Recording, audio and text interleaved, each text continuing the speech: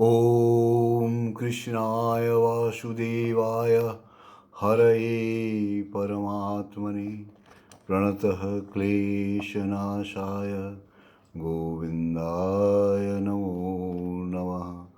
ॐ जटिने दण्डिने नित्यं लम्बोदरशरीरने कमण्डलो निःसङ्गाय तस्मै ब्रह्मात्मने नमः। ॐ हरि ओम हरि ओम हरि ओम। गुरु ओम गुरु ओम गुरु ओम।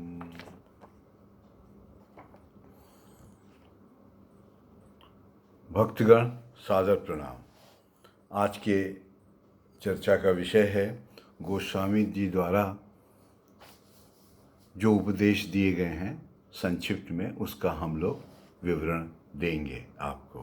तो 1 पॉइंट से लेके 4 पॉइंट तक तो हमने कल विवरण दे दिया था। आज जो है वो 5 से ले करके हम करीब करीब 10 पॉइंट तक कवर करेंगे। तो श्री चैतन्य महाप्रभु ने 5वां उपदेश जो गोस्वामी जी ने दिया है वह है ईश्वर की शक्ति सभी के भीतर है। साधक गण ये जान लीजिए, ईश्वर की भक्ति सभी के भीतर है। एक महात्मा की प्रबल शक्ति के द्वारा शिष्य के उस शक्ति, जिसको कि कुंडलिनी शक्ति कहते हैं, को जागृत कर देने को ही शक्ति संचार कहा जाता है। शक्ति संचार का मतलब यह है कि एक शक्तिशाली साधक के द्वारा अपने दूसरे साधक के अंदर उस कुंडलिनी शक्ति को जागृत कर देना को शक्ति संचार कहते हैं। यह शक्ति साधारणतः निद्रित अवस्था में रहती है। इसे शक्ति संचार पूर्वक जागृत कर देने पर भी पुनः यह निद्रित होने की चेष्टा करती है। जागृत करने के बाद भी यह पुनः निद्रित होने की चेष्टा करती है। जो लोग श्वास प्रश्वास के नाम करते हुए उसे फिर से निद्रित नहीं होने देते हैं, उन्हीं लोगों के भीतर शक्ति विशेष रूप से अपना क्रिया करती है।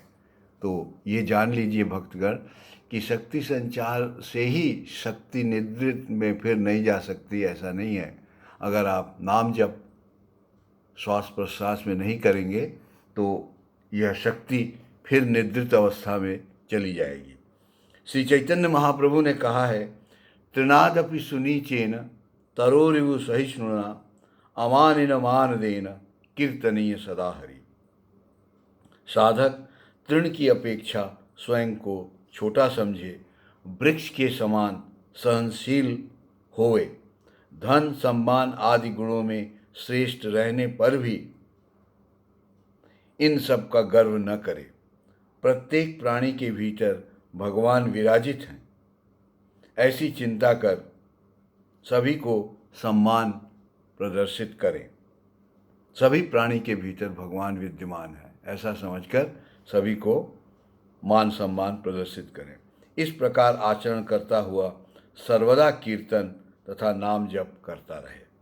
इस उपदेश को देते समय गोस्वामी जी कहा करते थे, इस प्रकार अपने अभिमान को त्याग कर नाम जप करने से नाम जप का फल उसी समय प्राप्त होता है।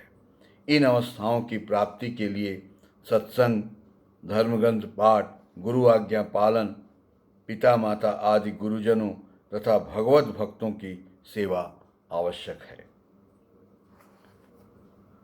अब हम आते हैं 6वें उपदेश में।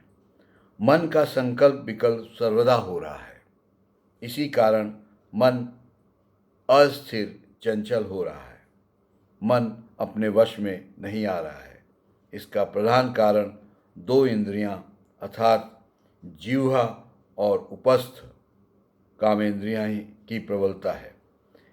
काम भावनाओं को थोड़ी चेष्टा से लोग दमन कर सकते हैं, पर कोई निंदा करने पर या कटु वाक्य बोलने पर उसी समय जिह्वा प्रतिवाद करेगी। इस जिह्वा के वशीभूत होने पर अर्थात वश में लाने पर फिर निंदा प्रशंसा मन को चंचल नहीं कर सकती है। 8वां उपदेश, आहार के साथ धर्म का संबंध है, क्योंकि शरीर और आत्मा एक साथ है। यह आहार यदि उचित रूप से न किया जाए तो धर्म नष्ट होता है। एक व्यक्ति मिर्च नहीं खाता, उसे मिर्च खिला देने पर दिन भर उसके शरीर में जलन होती रहेगी तथा धर्म कार्य करने में बाधा आ जाएगी। यदि किसी के धर्म विकास में किसी विशेष आहार का निषेध है, तब उसके सेवन से दोष होता है, अन्यथा नहीं। 9वां उपदेश, प्रति ग्रास कौर में नाम जप करते हुए भोजन करना चाहिए। नाम जप करिए और भोजन करिए। कितने ग्रास आहार करने पर क्षुधा की निवृत्ति होती है, उसे ठीक रखना चाहिए। आहार के संबंध के समय और परिमाण ठीक रखना अत्यंत आवश्यक है। समय और परिमाण प्रतिदिन ठीक रखने पर शरीर के संबंध में फिर कोई क्लेश नहीं रहता। निमंत्रण में भोजन करना साधकों के लिए उचित नहीं है। इस प्रकार की व्यवस्था का उद्देश्य यही है कि क्रमशः लोभ कम होते हुए आहार अभ्यास वश ठीक हो जाएगा। 10वां उपदेश, किसी धर्म की पद्धति ग्रहण करने से कोई मुक्त नहीं हो सकता। किसी धर्म की पद्धति ग्रहण करने से ही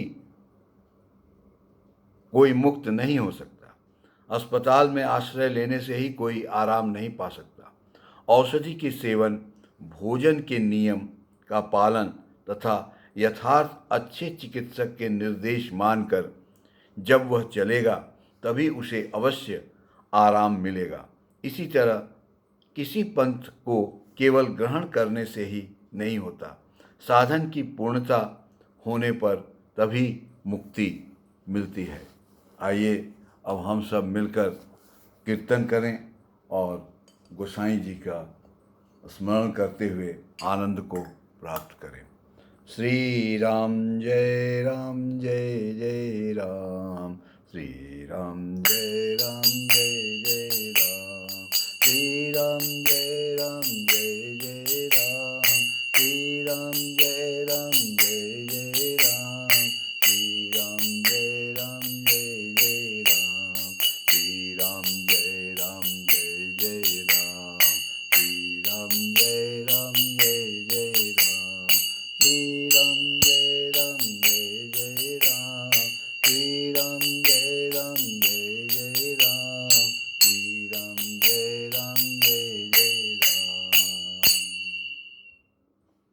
आइए भक्तगण एक बार फिर इन उपदेशों को संक्षेप में दोहरा लें। इस दोहराने से हम लोगों को कुछ न कुछ चीज़ें याद हो जाएंगी। तो पहला उपदेश जो है वो ये है कि ईश्वर की शक्ति सभी के भीतर है और इसको संचारित किया जा सकता है शक्ति संचार के द्वारा। दूसरा, त्रिनादपि सुनीचेन तरोरिवु सहिष्णुना अमानिन मानदेन कीर्तनीय सदा हरि। ये विशेष पंक्ति रोज आपको दोहरा लेना चाहिए, जिससे कि अभिमान नष्ट हो जाता है।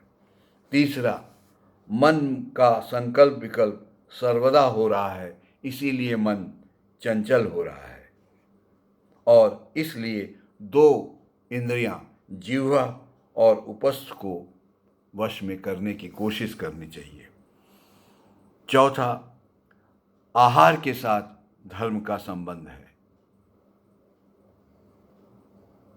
क्योंकि शरीर और आत्मा एक साथ है। यह आहार यदि उचित रूप से न किया जाए तो धर्म नष्ट हो जाएगा। आहार परिमित रूप में करना है। आहार रोज गिन करके विशेष तरह ज़्यादा नहीं करना है। और उसके बाद 10वां उपदेश जो उन्होंने दिया है वो ये है कि किसी भी धर्म की पद्धति को ग्रहण करने से ही आप मुक्त नहीं हो सकते हैं। आपको उस साधन का नियमित पालन करना होगा, तभी उससे आपको लाभ होगा। जय श्री राम।